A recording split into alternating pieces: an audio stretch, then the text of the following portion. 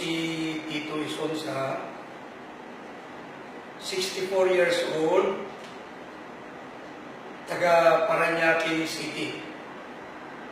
Ano pala ang iyong positive upgrade? Itong positive up Diyos at saka itong positive up capsule. Itong dalawa ito, epektibo ito. Ano ang naramdaman niyong epekto sa katawan? Marami na akong nararamdaman ng mga herbal dahil ako ay diabetic. Naniniwala kasi ako na epektibo ang mga superfood supplements herbal. Totoo nga, nakakagaling. Pero dito ko lang nararamdaman na mas epektibo ang positive at Diyos dahil nagiging normal ang blood sugar ko at dahan-dahan luminaw ang paningin ko.